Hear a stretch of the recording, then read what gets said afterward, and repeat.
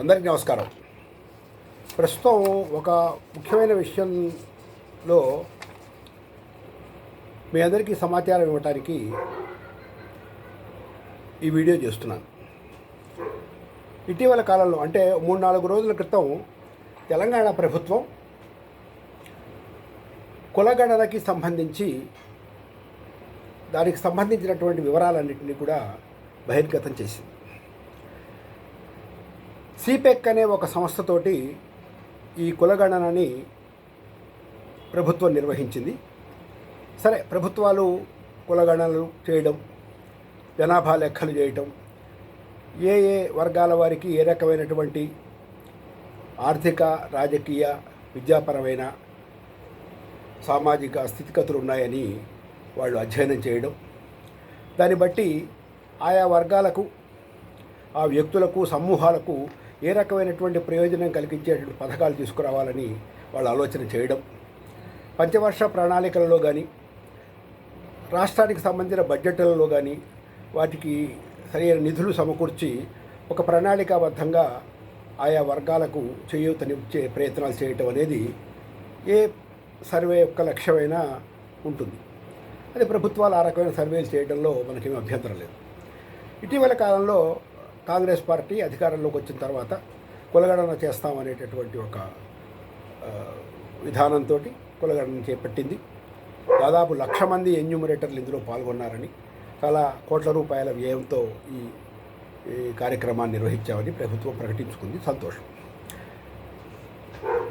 అయితే ఈ కులగణన చేసినటువంటి పద్ధతి, ఇప్పుడు ఆ కులగణనకు సంబంధించిన వివరాలు, ప్రకటన, ఇవన్నీ కొంత గందరగోళాన్ని సృష్టిస్తూ ఉన్నాయి. సరే, అన్ని వర్గాలు కూడా ఈ కులగణన విషయంలో కొంత పెదవి విరుపుగా ఉండి సరిగ్గా లేదంటాం, వారి వర్గాలకి ఉన్నటువంటి సంఖ్యను సరిగ్గా చెప్పలేదంటాం మనం వింటున్నాం.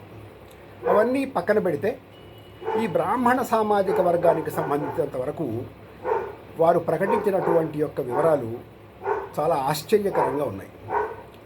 అసలు ఏ రకమైనటువంటి యొక్క ప్రాతిపదికతో ఇది చేశారో మనకు అర్థం కాదు. కనీసం ఒక ఇంతకు ముందున్న సర్వే వివరాలు చూసి అవి ఎలా ఉన్నాయి, ఇప్పుడున్నటువంటి యొక్క సంఖ్య ఏమిటి అనే విషయంలో వాళ్ళు కొంత ఒక పద్ధతి పాటించి ఉంటే బాగుండేది అనిపించింది నాకు. ముఖ్యంగా బ్రాహ్మణుల విషయంలో జరిగింది ఏమిటంటే, బ్రాహ్మణులందరినీ ఒకే వర్గంగా చూడకుండా బ్రాహ్మణులను వేరుగాను, అయ్యర్లు, అయ్యంగారులు అనేటువంటి వర్గాన్ని వేరుగాను చేసి కులగణన చేపట్టడం అనేది పూర్తిగా అభ్యంతరకరమైన విషయం.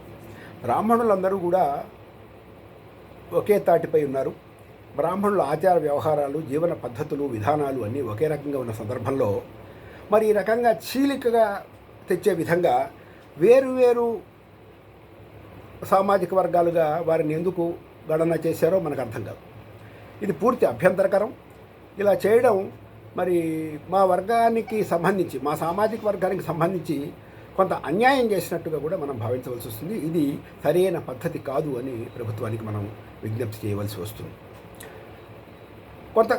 ఒక్కొక్క సందర్భంలో కరణాలు అనేటువంటి వర్గాన్ని కూడా వేరే చూపించారని చెప్పి కూడా అంటున్నారు. అది కూడా తప్పే.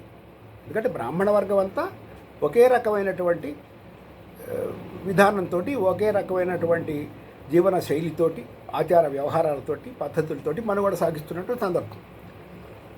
రకరకాల వృత్తుల్లో ఉంటారు, రకరకాల జీవన శైలిలో ఉంటారు.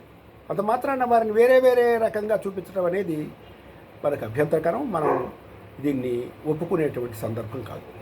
ఇది మాత్రమే కాకుండా ఇక సంఖ్య విషయం, అసలైన ముఖ్యమైన విషయం సంఖ్య విషయాన్ని వీళ్ళంతా కలిసి బ్రాహ్మణులు అంటే వారి చెప్పిన గణాంకాల ప్రకారం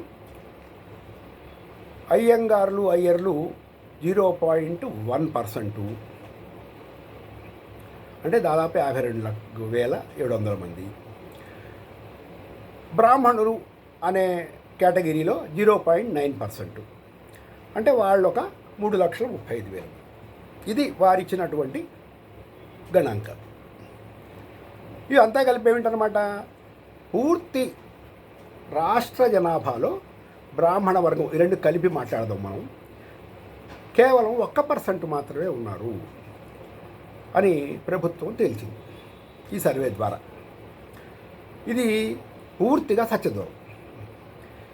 బ్రాహ్మణులు వీళ్ళ లెక్కల ప్రకారం 3,88,000 మంది మాత్రమే తెలంగాణ రాష్ట్రంలో ఉన్నారు అని వాళ్ళు చెప్తున్నారు. ఇది తప్పు. ఈ గణాంకాలని మనం విశ్వసించము, అంగీకరించము. ఎందుకంటే ఉమ్మడి రాష్ట్రంలో 2011, ఆ తర్వాత సమగ్ర సర్వే అని ఒకే రోజు పూర్తి సర్వే ఒకటి చేశారు 2014లో. అప్పుడు కూడా బ్రాహ్మణ సామాజిక వర్గం 3% దాకా ఉంటారని ప్రభుత్వం నిర్ణయించింది. ఆ రకంగా చూసినట్టయితే అప్పుడున్నటువంటి జనాభా లెక్క ప్రకారం, సరే 14 తీసుకోండి, 14 తర్వాత రాష్ట్రం విడిపోయిన తర్వాత 2011 కానీ 14 కానీ, 14 తర్వాత రాష్ట్రం విడిపోయినప్పుడు వచ్చేటువంటి సంఖ్య ఏదైతే ఉందో అది దాదాపు 10 నుంచి 12 లక్షలుగా ఉంటుందని చెప్పి ప్రభుత్వం నిర్ధారించిన మాట వాస్తవం. అదే దాన్నే మనం ఒప్పుకోలేదు. ఎందుకంటే మన సంఖ్య ఏమిటో మనకు తెలుసు. మనకు అనేక సంఘాలు ఉన్నాయి, అనేక సమాచారం మన దగ్గర ఉంది.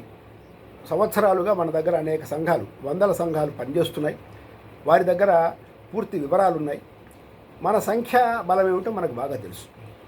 వీళ్ళు చెప్పేదాన్ని బట్టి ఆ 2011, 14లో కూడా కేవలం మీరు చెప్పినటువంటి 10-12 లక్షలు మాత్రమే కాదు, 15 లక్షల నుంచి 20 లక్షలు తెలంగాణ ప్రాంతంలోనే ఉన్నారు అని మనం క్లెయిమ్ చేస్తూ వచ్చాం.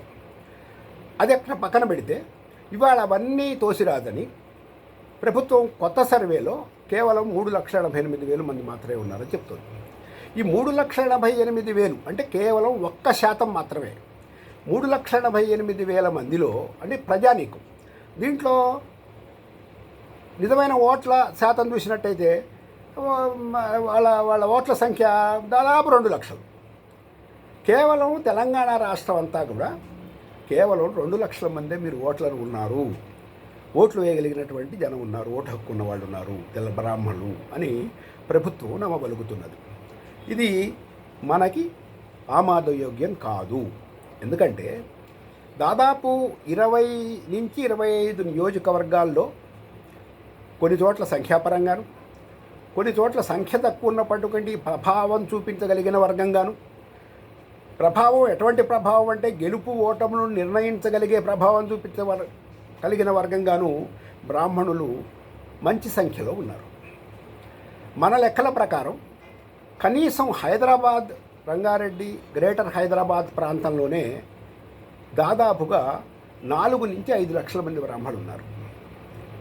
ఎక్కడెక్కడి నుంచి వచ్చి సెటిల్ అయిన వాళ్ళు, వివిధ రాష్ట్రాల నుంచి, ఇంతకుముందు ఉమ్మడిగా ఉన్నటువంటి ఆంధ్ర రాష్ట్రం నుంచి, మనతో ఉమ్మడిగా ఉన్న ఆంధ్ర రాష్ట్రం నుంచి అనేక మంది ఇక్కడ సెటిల్ అయ్యి అనేక ఉద్యోగాలు చేస్తున్నారు.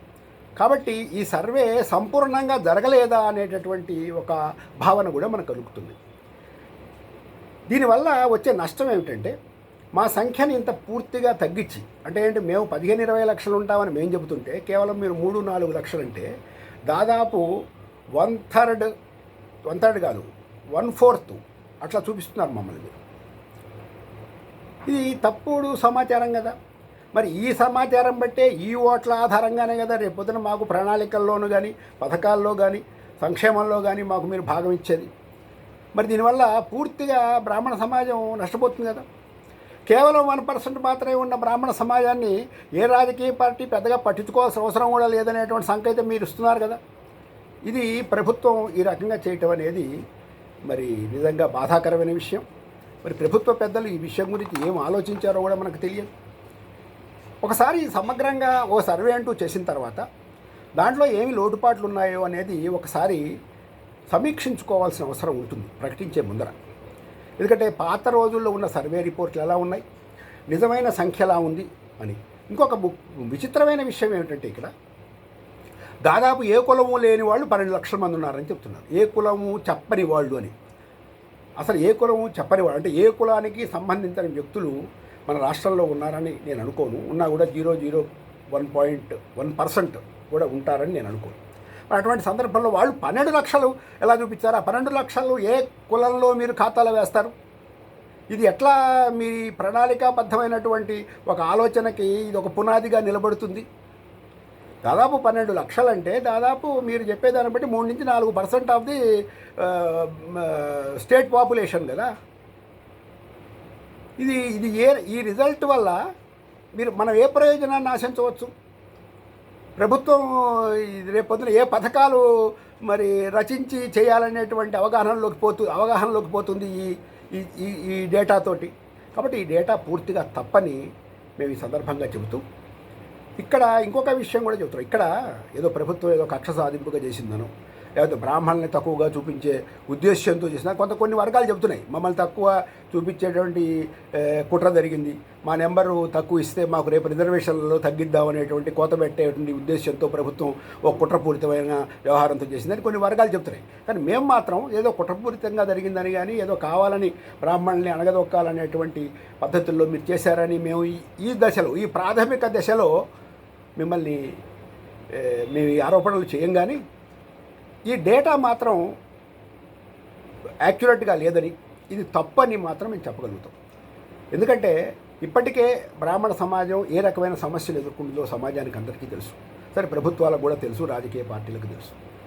స్వతంత్రానికి ముందు, స్వతంత్రం తర్వాత, స్వాతంత్ర పోరాటంలో ఒక గురువులుగా, ఒక సంఘ సంస్కర్తలుగా, ఒక సమాజానికి దిశానిర్దేశం చేయగలిగిన వ్యక్తులుగా, కళా సాహిత్య విజ్ఞాన రంగాలన్నింటిలో కూడా ఈ సమాజానికి, ఈ జాతికి ఒక దిక్సూచిగా నిలబడినటువంటి బ్రాహ్మణ జాతి ఇవాళ ఏ రకమైనటువంటి స్థితిలో, ఏ రకమైన ఆర్థిక, రాజకీయ, సామాజికంగా అధోగతిలో ఉందో మీరు పరిశీలించవచ్చు. గణాంకాలు చెప్తుంటాయి. ఒకప్పుడు మా ఎంపీలు ఎంతమంది ఉండేవాళ్ళు, ఎమ్మెల్యేలు ఎంతమంది ఉండేవాళ్ళు, వివిధ హోదాల్లో ఐఏఎస్, ఐపీఎస్లో ఎంతమంది ఉండేవాళ్ళు.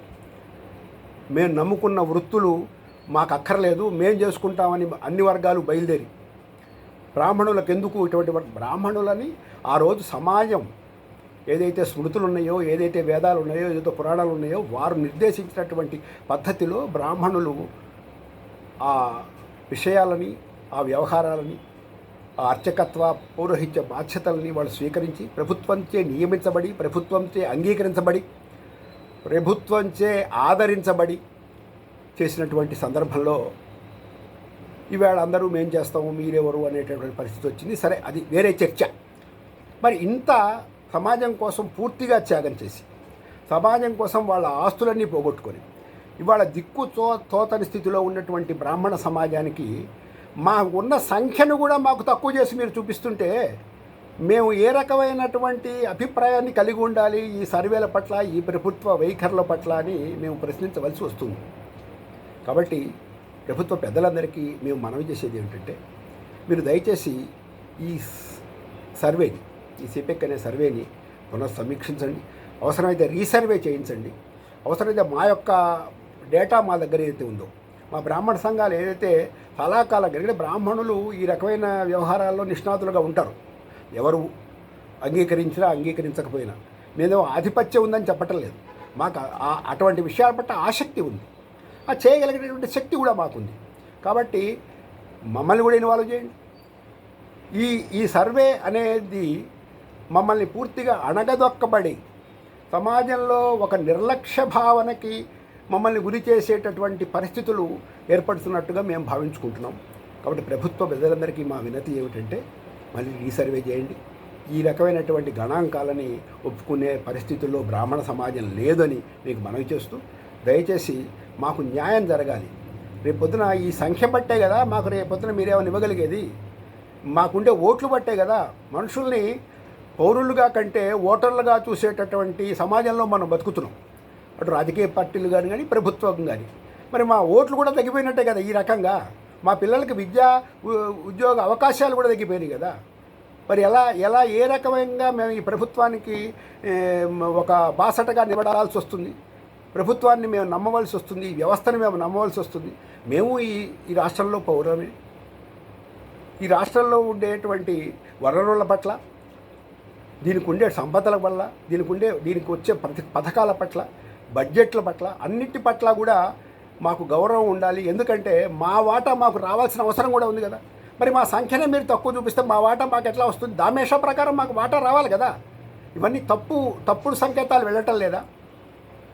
మరి ఇది సమగ్ర సర్వే అంటారా, సాచివేత ధోరణిలో చేసిన సర్వే అంటారో మాకు అర్థం కావట్లేదు. కాబట్టి ప్రభుత్వ పెద్దలందరికీ, మిగతా బుద్ధిజీవులందరికీ, సమాజంలో ఉండే పెద్దలందరికీ మేము మనవి చేసేది ఏంటంటే, ఇటువంటి సర్వేలని మనం డెఫినెట్గా ఖండించాలి. ప్రభుత్వాన్ని మళ్ళీ కోరాలి రీసర్వేకి అవసరమని. నిజంగా అప్పుడే ఒక సమాజ నిర్మాణంలో ఈ సర్వేల పాత్ర నిజంగా ఉపయోగపడుతుంది, ఒక సార్థకం అవుతుంది. ఈ సర్వే చేసే లాభం అది సార్థకం కావాలి కదా. కాబట్టి ఆ సర్వే ఫలితాలు సమాజానికి ఉపయోగపడాలంటే, వివిధ వర్గాలకు ఉపయోగపడాలంటే ఇవి వాస్తవమైన సర్వేలుగా ఉండవలసిన అవసరం ఉంటుందని మనవి చేస్తూ, ఆ దిశలో ప్రభుత్వం చర్యలు తీసుకుంటుందని భావిస్తూ, ఆ రకమైన చర్యలు తీసుకొని సత్వర న్యాయం చేయవలసిందిగా ప్రభుత్వాన్ని కోరుతున్నాం. నమస్కారం.